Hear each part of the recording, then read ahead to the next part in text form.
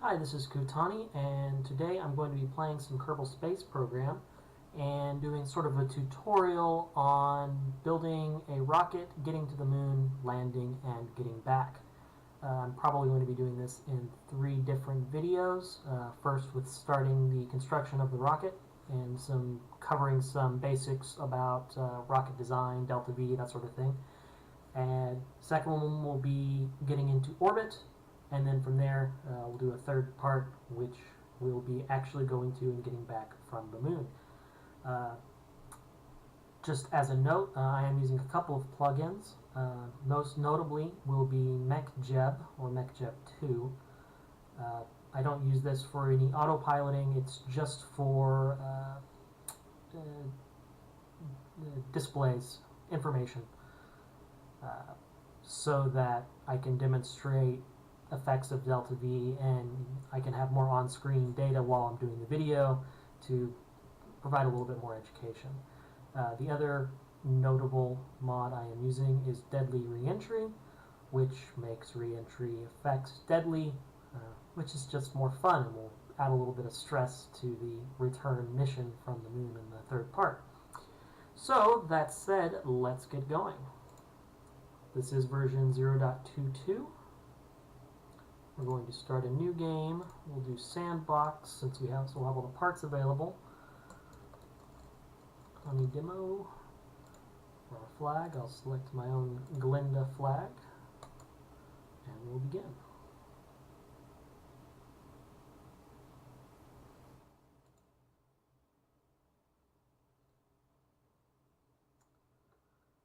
So, to start out, we are only going to send a single Kerbal because it makes for a simpler rocket, a smaller rocket. So we'll begin with the basic single pod.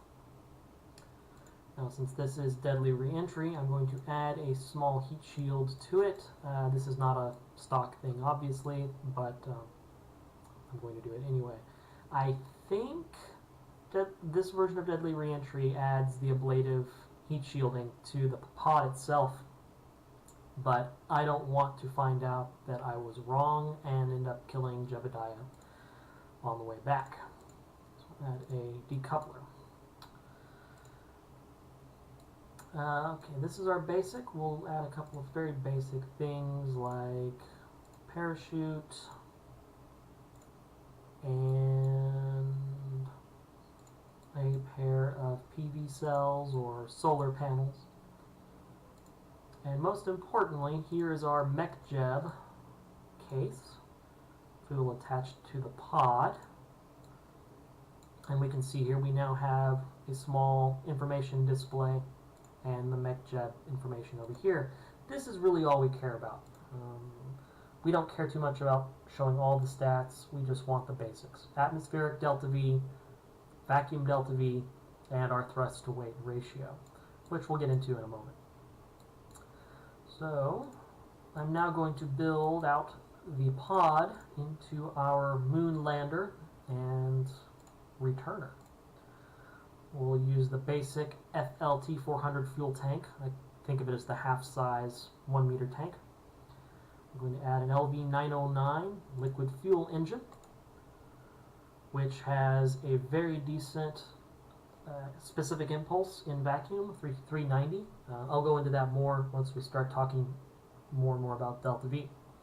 It's fairly low power though, it's only got 50 max power, which once you're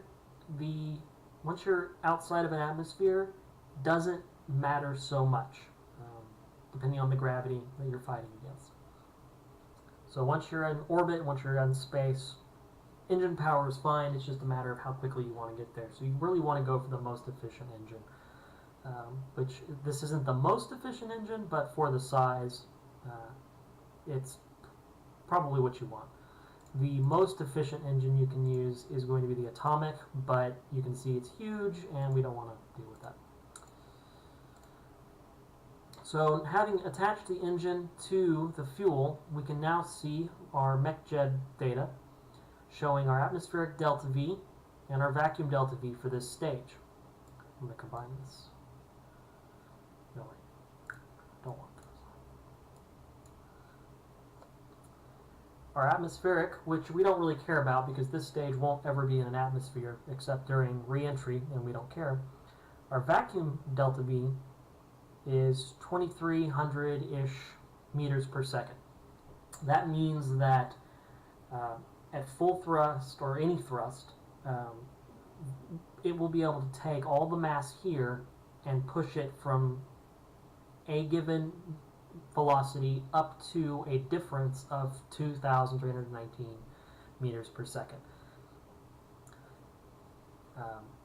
You can think of it as running out of fuel, but it's a little bit more useful to think of it in terms of speed differentials once you're talking about getting around in space. And we'll get back into that more once we build out more of the rocket. From here, I'm going to add all of our little lander accoutrements, legs. Just use the basic ones. We're not planning on touching down amazingly hard, and this isn't going to be very heavy. If it was, we'd use the much larger landing struts. And we want a ladder is good.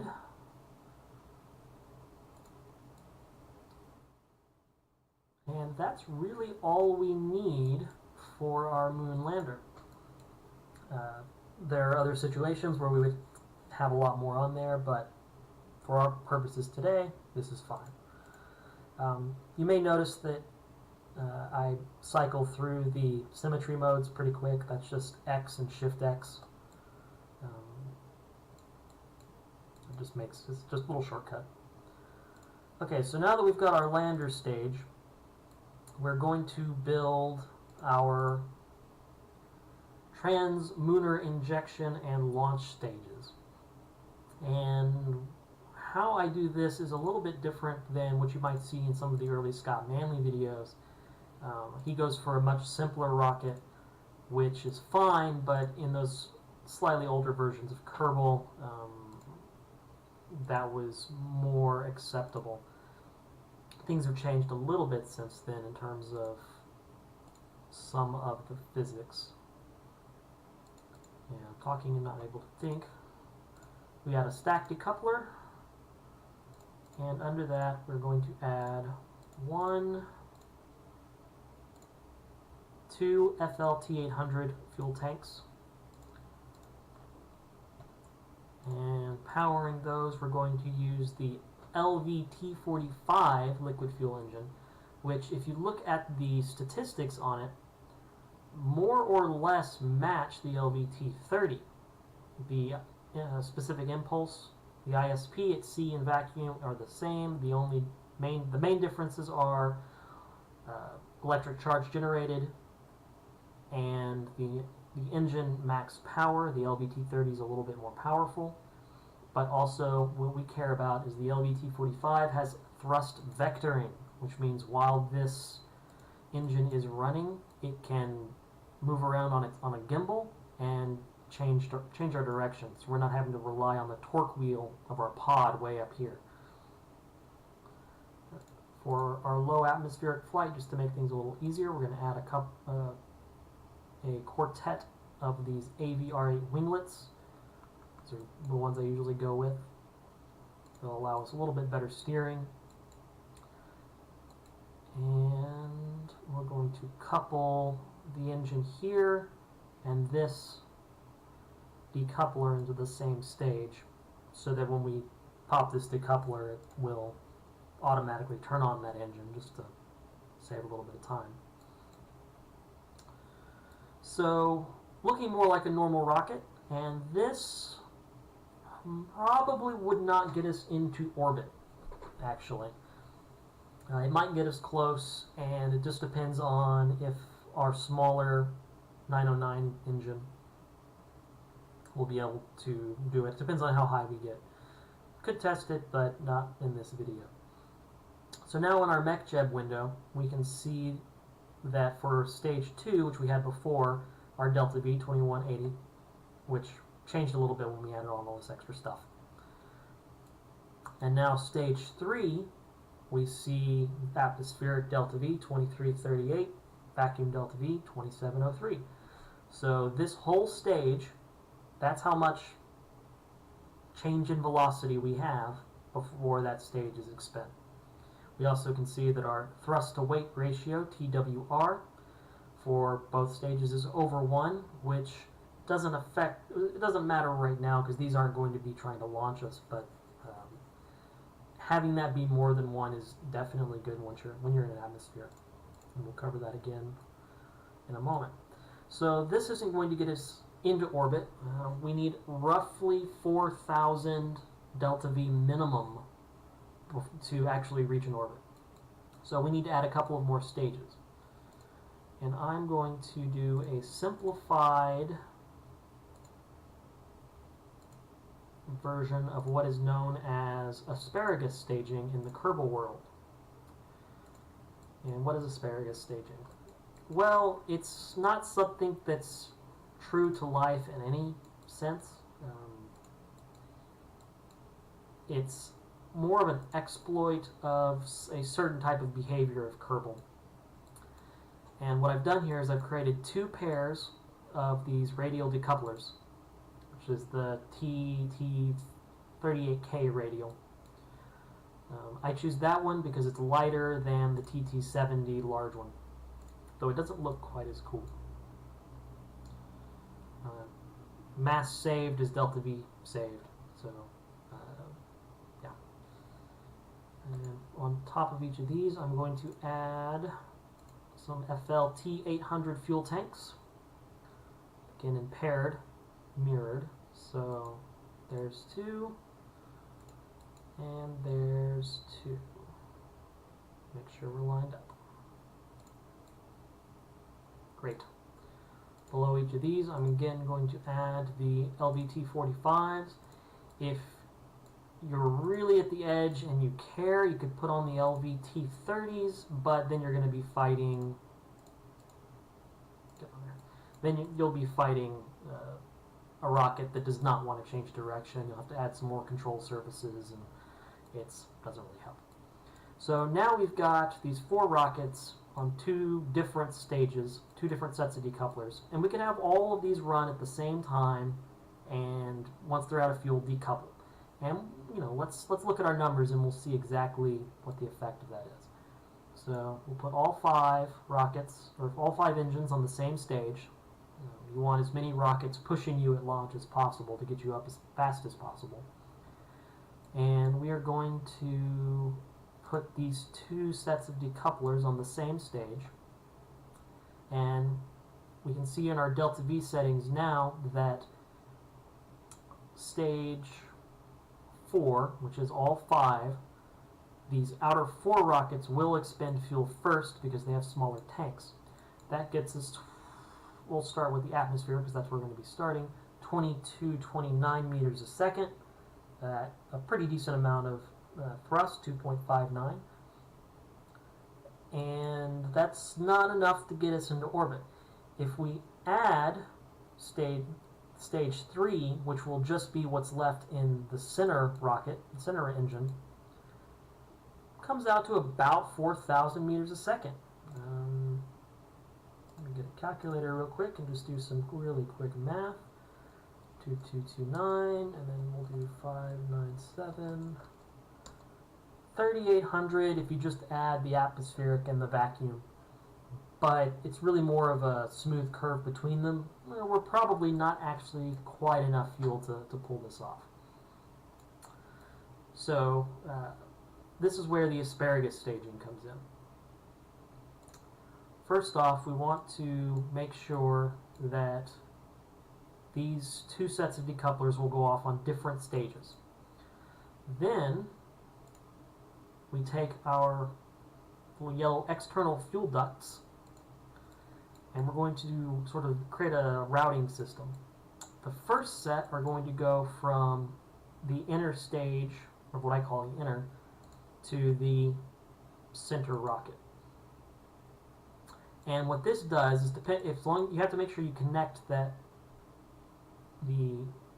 fuel duct from the tank you want the fuel to come from to the tank you want it to go to. If you do it the other way around, it'll be reversed, and you don't want that.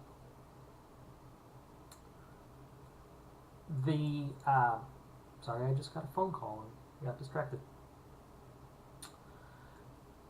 What this will do is, while all these engines are burning, this center engine will actually be drawing fuel from these outside tanks instead of from its main tank.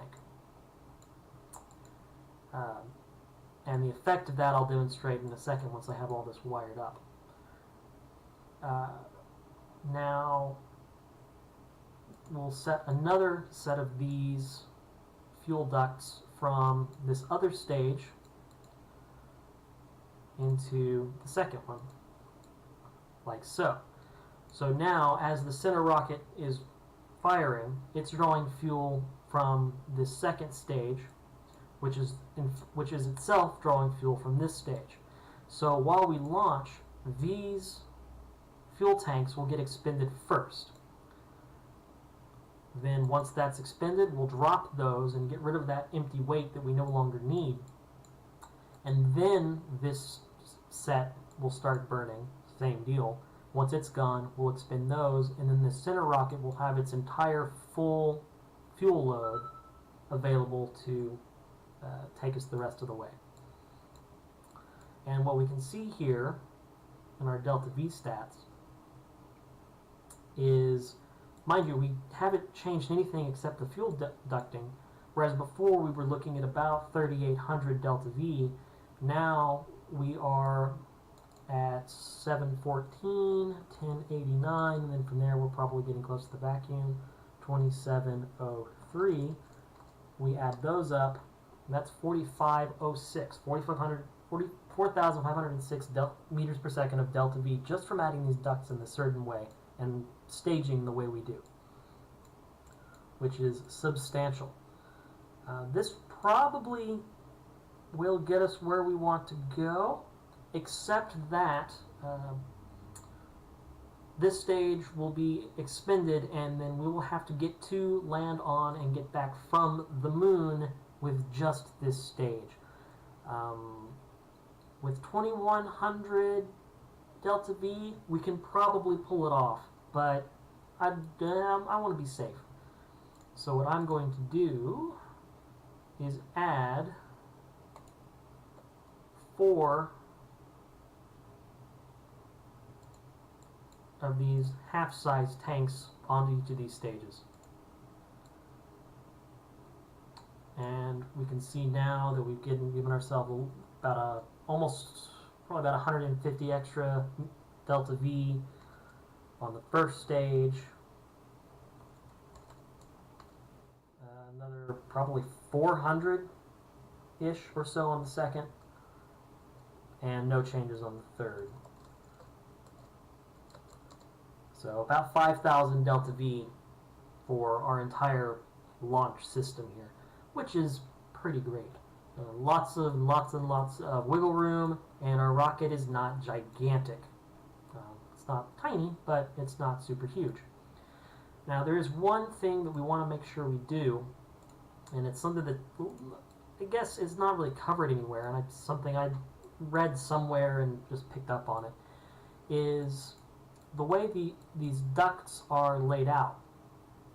They have mass, and even when they disconnect, they still technically have a little bit of mass that applies to the ship. So when we're launching, our mass is a little bit off-centered from our thrust, and what you'll find happens is it causes the entire ship to slowly rotate, and it's extremely difficult to fight, and it's really annoying.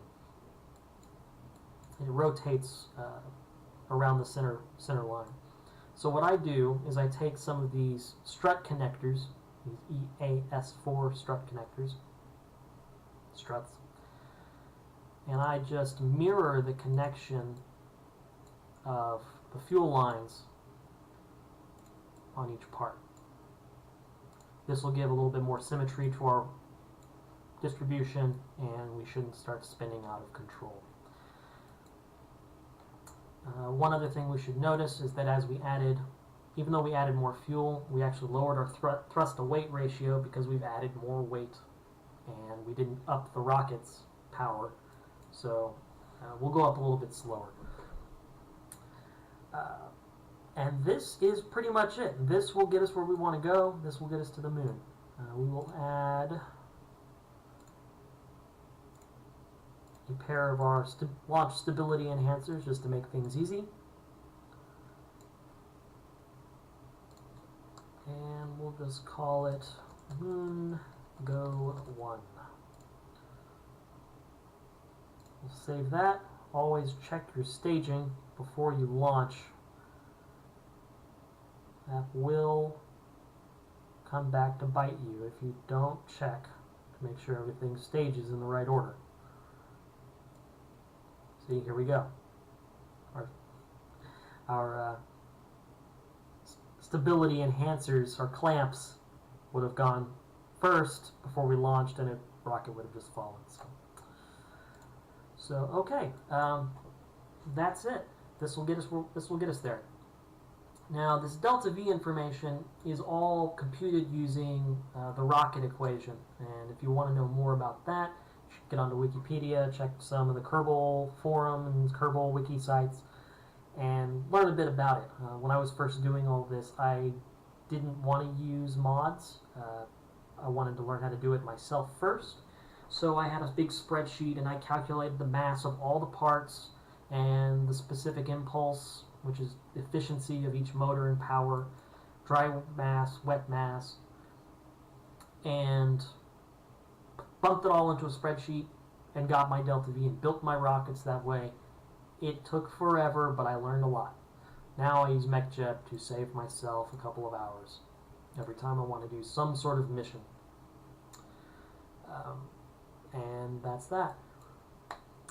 Next time, we will go over getting into orbit, and then from there, on to the moon. Until next time.